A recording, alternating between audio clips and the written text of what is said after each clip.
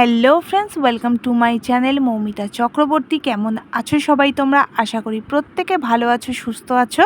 আর আমি আজ সকাল সকাল বেরিয়ে পড়েছি, শিয়ালদা স্টেশন থেকে ট্রেনে উঠেও পড়েছি। আর কোথায় যাচ্ছি সেটা তো আশা করি তোমরা বুঝতেই পেরে গেছো। পুরো জার্নিটা তোমাদের সঙ্গে শেয়ার করব, পুরো ভিডিওটা দেখো, আশা করি ভালো লাগবে। 2023 সালটা অনেক বাধা বিপত্তির মধ্যে কাটিয়েছি, আর ঈশ্বরের আশীর্বাদে সেই বাধা বিপত্তি অনেকটা কাটিয়েও উঠতে পেরেছি। তবে ভবিষ্যতে কি অপেক্ষা করছে জানি না। যাই হোক, অতীত ভবিষ্যৎ বাদ দিয়ে বর্তমানে ফেরা যাক। আমরা প্রান্তিক স্টেশনে নামলাম, আর এখান থেকে টোটো করে হোটেলে পৌঁছবো। এই যে এটা আমাদের হোটেল, খুবই সুন্দর, আর এখানকার ব্যবস্থাপনাও ভীষণ ভালো।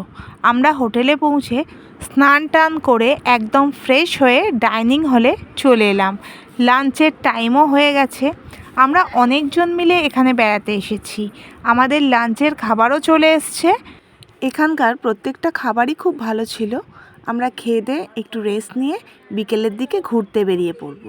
আমাদের লাঞ্চে কি কি ছিল সেটা তোমাদের সঙ্গে শেয়ার করে নিই। লাঞ্চে ছিল ভাত, ডাল, আলু ভাজা, একটা সবজি, মাছ আর চাটনি, আর তার সঙ্গে ছিল স্যালাড। অনেকটা জার্নি করে যেহেতু আমরা সবাই এসছি, একটু তো ক্লান্ত লাগছেই। খাবারগুলো খুবই ভালো ছিল, আর আমরা খুব তৃপ্তি করে খেয়েছি। আমাদের প্রত্যেকের রান্নাগুলো খুবই ভালো লেগেছে। তেল ঝাল মশলা কম, কিন্তু খেতে খুবই ভালো।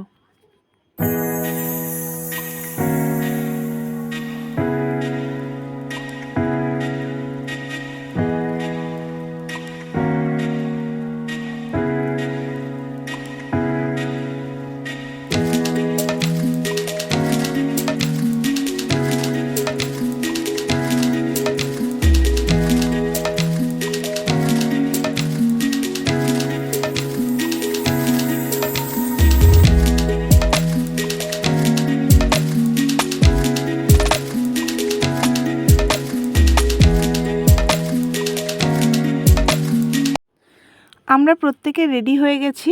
আমরা এখন যাব সোনাঝুরি হাটে। তারাপীঠে আমি বহুবার এসেছি, কিন্তু এখানে মানে শান্তিনিকেতনে এই প্রথমবার এলাম। আমাদের টোটোও চলে এসছে। এবার আমরা বেরিয়ে পড়ব সোনাঝুরি হাটের উদ্দেশ্যে। তাহলে চলো যাওয়া যাক।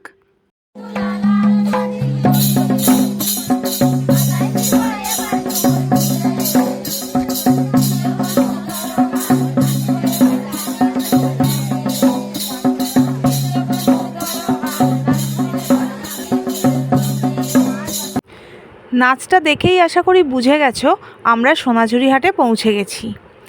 এই হাটটা হচ্ছে অনেক বড়, আর এখানে বিভিন্ন রকমের জিনিসপত্র পাওয়া যায়, যেমন শাড়ি, কুর্তি, বিভিন্ন রকমের জুয়েলারি, ঘর সাজাবার বিভিন্ন রকমের জিনিস, বিভিন্ন রকমের গেঞ্জি, চুড়িদারের পিস, ব্লাউজ পিস, শল, স্টোল, আরও বিভিন্ন রকমের জিনিস।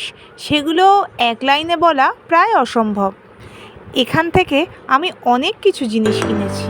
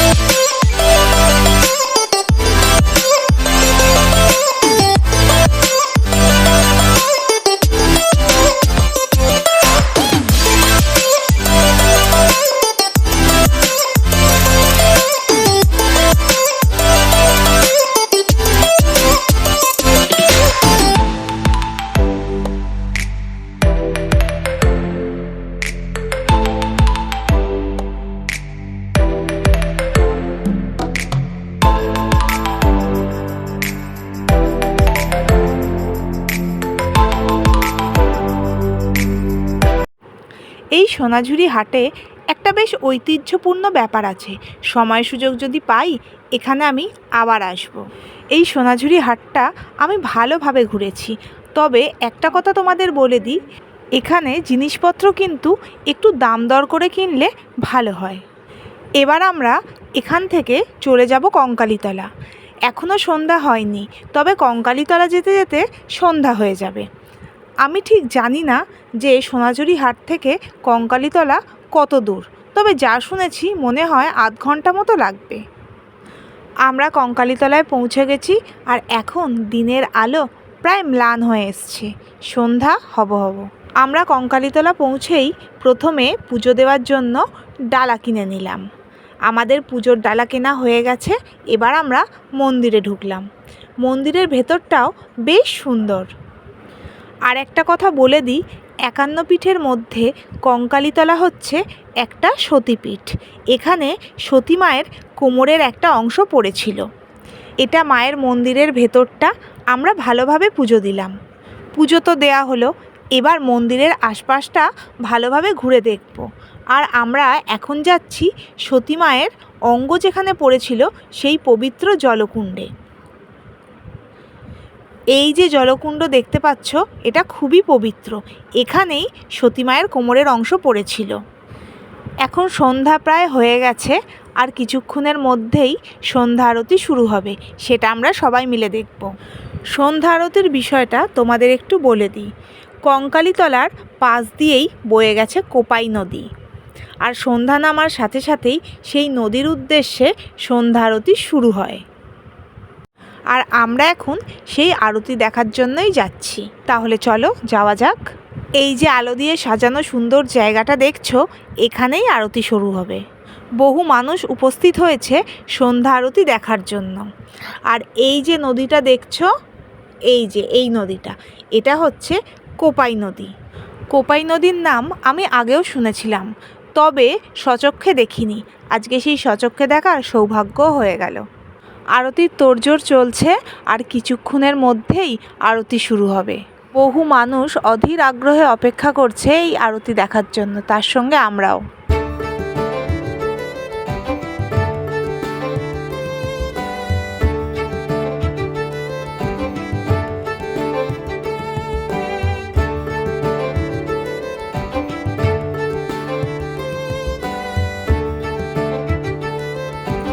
কঙ্কালীতলার পাশেই একটা মেলা বসেছে, আর বাঙালির মেলার প্রতি টান তো বরাবরেরই, তাই না? এই মেলাটা ঘুরতে ঢুকে পড়লাম। আর মেলার পাশেই একটা বজরংবলীর মন্দির আছে। তাহলে চলো মন্দিরটাও ঘুরে আসি। এই যে এই মন্দিরটা, খুব সুন্দর মন্দিরটা। আমরা নমস্কার করলাম আর সকলের মঙ্গল কামনা করলাম। ঈশ্বর যেন সকলকে ভালো রাখেন, সকলের মনস্কামনা যেন পূর্ণ করে। এবার আমাদের হোটেলে ফিরতে হবে। আমরা চলে এসেছি, আর নিজেদের মধ্যেই আনন্দ করছিলাম। তোমরা দেখতেই পাচ্ছ কারোর মধ্যে কিন্তু এনার্জির এতটুকু অভাব ছিল না।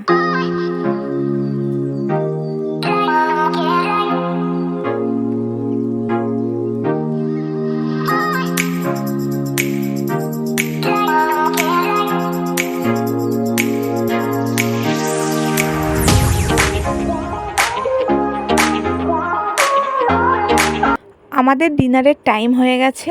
ডিনার করে তাড়াতাড়ি শুয়ে পড়তে হবে, কেননা কাল সকাল সকাল উঠতে হবে। ডিনারে কি কি ছিল চলো সেটা তোমাদের সঙ্গে শেয়ার করে নিই। ভাত রুটি দুটোরই ব্যবস্থা ছিল, যে যেটা খাবে। আর ছিল দেশি মুরগির মাংস, আর তার সঙ্গে স্যালাড। মাংসটা খুব সুন্দর রান্না হয়েছিল। সকাল সকাল রেডি হয়ে গেছি, আর ডাইনিং হলে চলে এসেছি। ব্রেকফাস্ট করেই আমরা বেরিয়ে পড়ব। ব্রেকফাস্টে ছিল নরম নরম লুচি আর আলুর তরকারি। আলুর তরকারি দিয়ে লুচিটা খেতে বেশ ভালোই লাগলো। আমরা এখন চলে এসেছি সৃজনীতে। এখানে দেখার অনেক কিছু আছে। ভারতবর্ষের বিভিন্ন রাজ্যের ঐতিহ্যকে এখানে তুলে ধরা হয়েছে। এখানকার পরিবেশটাও আমার খুবই ভালো লেগেছে। চারিদিকে সবুজ আর সবুজ, বেশ খোলামেলা। এখন যেটা তোমরা দেখছো এটা হচ্ছে পুতুল ঘর। তাহলে চলো এক নজরে তোমাদের একটু সৃজনীটা দেখিয়ে দিই। কেমন লাগলো অবশ্যই কিন্তু জানিও।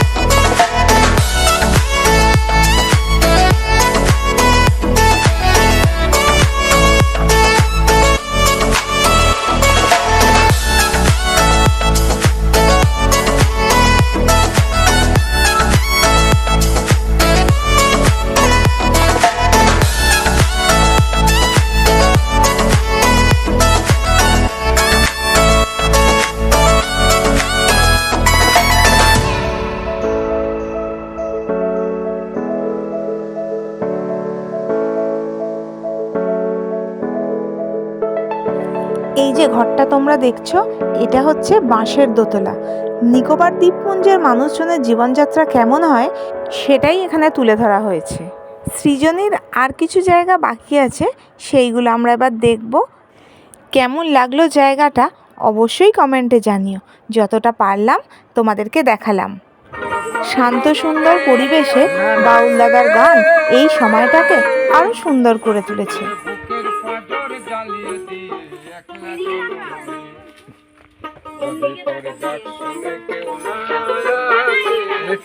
দিয়ে দেবো বাপি বাবু যে ফোন করতে যাবে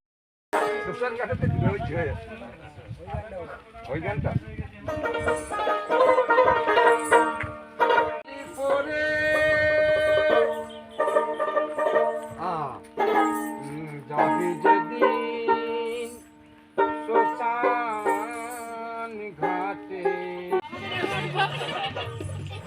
জায়গাটা তো আমার বেশ ভালো লেগেছে।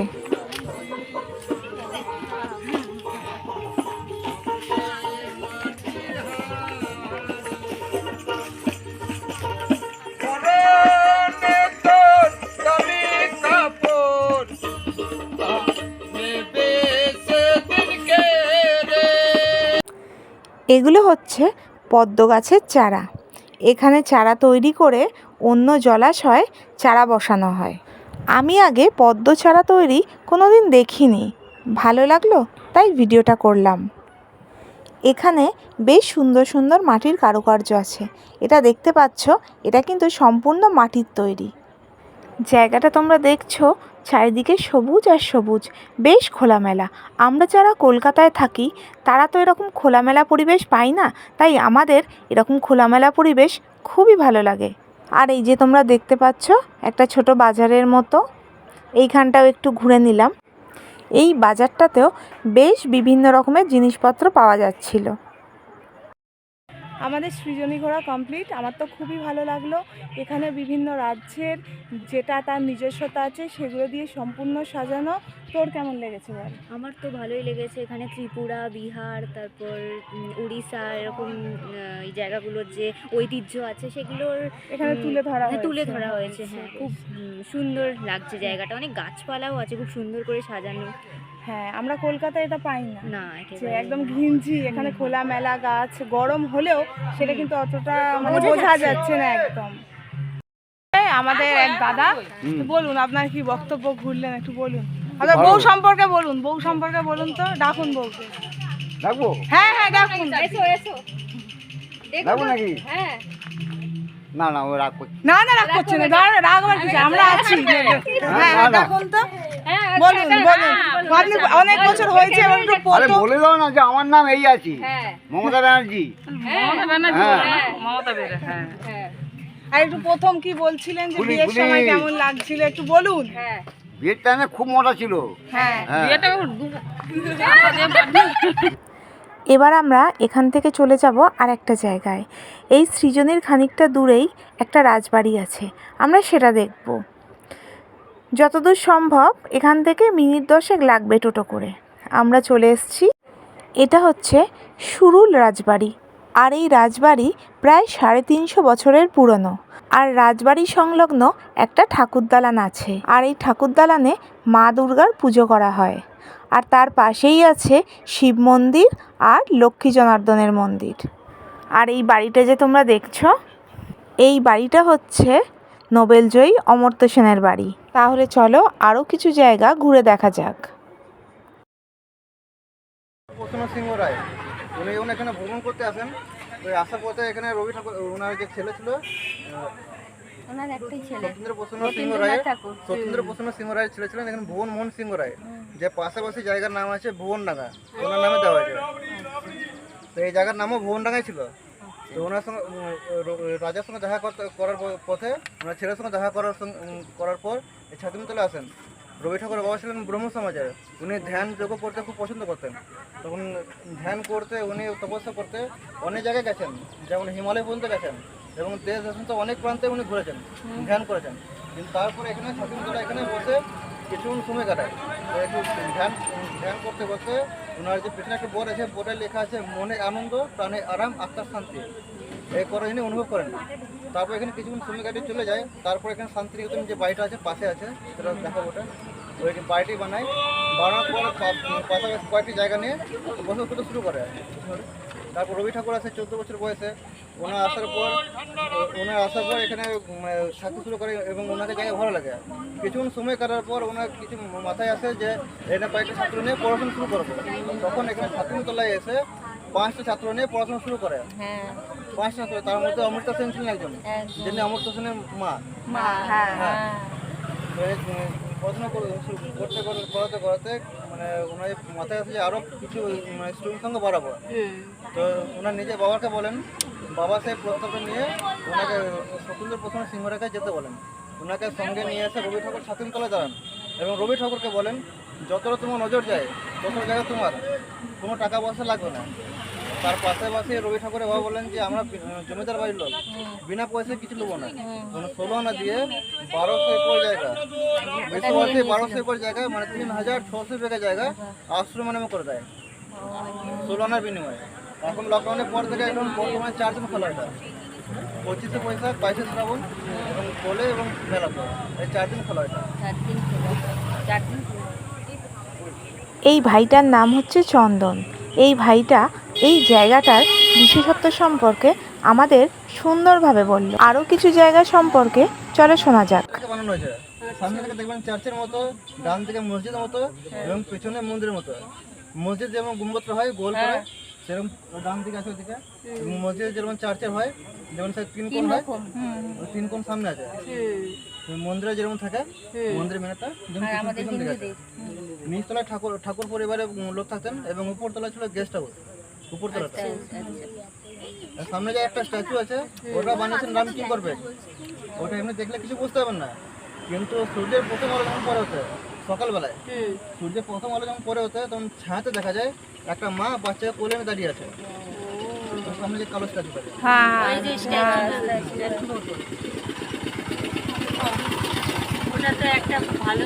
উপাসনা গৃহ এটা। এটা উপাসনা গৃহ এটা। এটা পুরোটাই বেলজিয়াম কাঠি তৈরি এটা। পুরোটাই বেলজিয়াম কাঠি তৈরি এটা। উপরে যে টালি দেওয়া আছে সেটা ইটালিয়ান টালি। এটা বেলজিয়াম কাঠে তৈরি, উপরে যে টালি আছে এটা ইটালিয়ান টালি। এখানে 16টা গেট আছে। 16টা গেট আছে, সামনে 5টা পেছনে 5টা, 3টে করে। ওনার যে বক্তব্য ছিলেন যে আমার জন্য সবার দর খোলা এবং সব দিক থেকে খোলা, আপনার যে দিক থেকে আসতে পারেন এখানে। সেই জন্য এটা প্রত্যেক বুধবার খোলা, এটা প্রত্যেক বুধবার সকাল 7টা থেকে 8টা পর্যন্ত। আগে রোজই খোলা থাকতো, লকডাউনের পর থেকে নিয়মটা হয়েছে সকাল 7টা থেকে 8টা পর্যন্ত যে কোনো ধর্মের লোক এখানে আসতে পারে এবং সাদা ড্রেসে আসতে হবে। এটা খোলা শুধুমাত্র উপাসনা করার জন্য, ধ্যান করার জন্য। ইটালিয়ান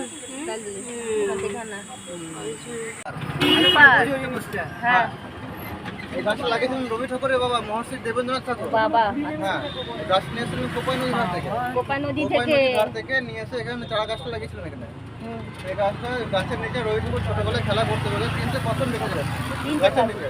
সেই পাথর 3টা তলায় চলে গেছে, মাটি তলায় চলে গেছে, সেই জন্য পাথর দিয়ে 3 ধাপে করে দেওয়া যেতে পারে। পাথর 3টে ধাপ আছে।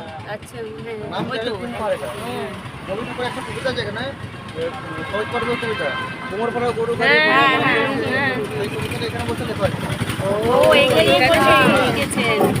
এবং সেই কবিতাটা চেঞ্জ করা হয়েছে বাংলাদেশে। এবং বাংলাদেশে কয়টা আছে লাইন, হাট বসে এখানে শুরু এখানে শেষ করেছে। শুরুটা এখানে করেছে, বাংলাদেশে শেষ করেছে।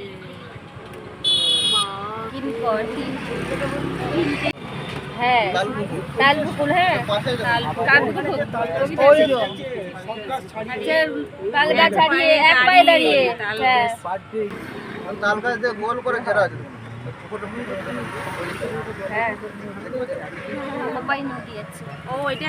যেই জায়গাটা বসে কোন গাছটা সেটা?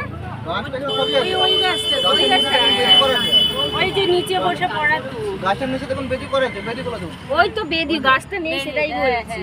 গাছের নিচে নিচে বেদি করা আছে। হ্যাঁ, বেদি গুলোতে শিক্ষক বসে আর নিচে 17 ইঞ্চি বিছিয়ে দেয় ছাত্রদের জন্য। নিচে নিচে নিচে গুলোতে। হ্যাঁ, এটা নাম হচ্ছে আনন্দ পাঠশালা। কিভাবে পড়াশোনা এটা এখানে পড়াশোনা শুরু হয় এখানে 6:30 থেকে। এখনো হয় তো? এখনো হয়। এখনো হয়। এটা বুধ আর রবিবার বন্ধ। বুধ আর বুধবার রবিবার রাখা হয়েছিল এখানে 2-10 মিনিটের জন্য রাখা হয়েছিল এখানে এই বাড়িতে। ওই জন্য নাম দেওয়া হয়েছে বাড়িটার দেহলি। দেহলি যেহেতু আমার দেহটা রাখা হয়েছে 10 মিনিট। নানান জায়গায় ঘোরাতে হবে তো, এমনি সময় তো আমাদের এটা ইন্দিরা গান্ধী সেন্টার। এটা রবি ঠাকুর এখানে ইন্দিরা গান্ধী এখানে পড়াশোনা করতেন বিশ্বভারতীতে। রবি ঠাকুর ওনাকে পরে বের করে দেয়। তো বের করে দেওয়ার পরে যে ওনার যে জিনিসপত্র ছিলেন রাখা ছিল সব এখানে আছে। এখনো আছে। মানে জিনিসপত্র নিয়ে যেতে দেননি, না। শুধু ওনাকে বার করে হ্যাঁ, জিনিসপত্র নিয়ে যায় না, কারণ হচ্ছে ওনার বাবা একটা গাড়ি পাঠিয়েছিল। মানে গাড়িতে চেপে উনি চলে যান সঙ্গে সঙ্গে। আচ্ছা, আচ্ছা, সেজন্য নেওয়া হয়নি। নেওয়া হয়নি। হ্যাঁ, আর এখানে তারা ঢুকতে মানে না, ঢুকতে যেতে পারে না, না, না। কোনোদিন কেউ যেতে পারে যদি না। নিয়ে নাও ও এই ভাইটা সুন্দরভাবে এখানকার প্রত্যেকটা জায়গার গুরুত্ব সম্পর্কে আমাদেরকে বলল। আমাদের সকলের তরফ থেকে এই ভাইটাকে অনেক ধন্যবাদ।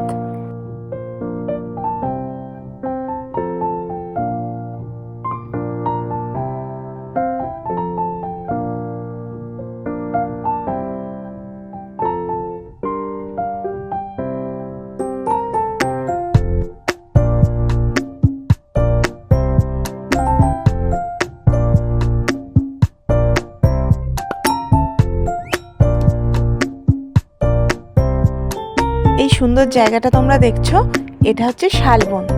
আর এই গাছগুলো যে দেখছো প্রত্যেকটা হচ্ছে শাল গাছ। কি সুন্দর জায়গাটা, তাই না? আমার তো ভীষণ ভালো লেগেছে। বলো কেমন লাগছে? দারুণ দারুণ। জায়গাটা কেমন বলো? ভালো, অনেকদিন পরে মাছটা ভালো আরেকটা আনন্দ করলাম ফিস্টের পর।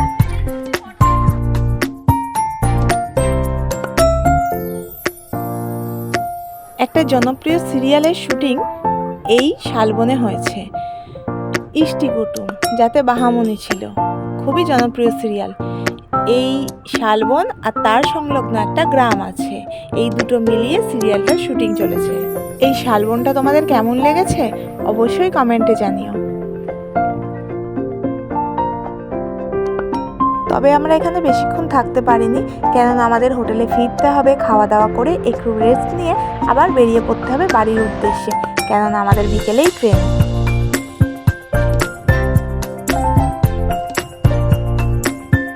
আমরা হোটেলে চলে এসেছি। আমরা কোন রুমে ছিলাম সেটাই তোমাদেরকে দেখানো হয়নি, এইটা আমার সবার আগে দেখানো উচিত ছিল। যাই হোক, তালে করে ভুলে গেছি, লাস্টেই দেখিয়ে দিই। তাহলে চলো, এইটা হচ্ছে আমাদের রুম। রুমের সামনে একটা বারান্দা মতো ছিল, তোমরা আগেই দেখেছো। আর রুমের সঙ্গে একটা ব্যালকনি ছিল, ব্যালকনি থেকে বাইরেটা বেশ সুন্দর লাগছিল। এই দেখো, আমাদের লাঞ্চের টাইম হয়ে গেছে, এখন আমরা খেতে যাব। আর খেয়ে এসে একটু গোছগাছও বাকি আছে। আজকে লাঞ্চে কী কী ছিল সেটা তোমাদেরকে বলে দিই। ছিল ভাত, ডাল, স্যালাড, আলু ভাজা, শাক, আর তার সঙ্গে ছিল মাছ। আগেও বলেছি, আবারও বলছি, রান্না কিন্তু খুব ভালো হয়েছিল। আমাদের এখানে থাকা খাওয়ার সমস্ত ব্যবস্থা যারা করেছিল সেই দাদা দিদিকে যদি না দেখাই তাহলে আমার ভিডিওটা ইনকমপ্লিটই থেকে যাবে। তাহলে চলো, এই যে এই দাদা দিদি আমাদের এখানে সুন্দরভাবে থাকা খাওয়ার সমস্ত ব্যবস্থা করেছিল। আমরা রেডি হয়ে নেমে পড়েছি, এবার আমরা স্টেশনে যাব। দুটো দিন আমরা খুব সুন্দরভাবে কাটালাম, কিভাবে যে কেটে গেল বোঝাই গেল না। তাহলে ভিডিওটা এখানেই শেষ করলাম। ভিডিওটা কেমন লাগলো জানাতে কিন্তু ভুলো না। ভিডিওটা যদি ভালো লেগে থাকে একটা লাইক করে দিও, আর চ্যানেলে যদি নতুন হয়ে থাকো চ্যানেলটা প্লিজ সাবস্ক্রাইব করে দিও। প্রত্যেকে সুস্থ থেকো, ভালো থেকো। আবার তোমাদের সঙ্গে দেখা হচ্ছে অন্য কোনো ভিডিওতে। তাহলে টাটা।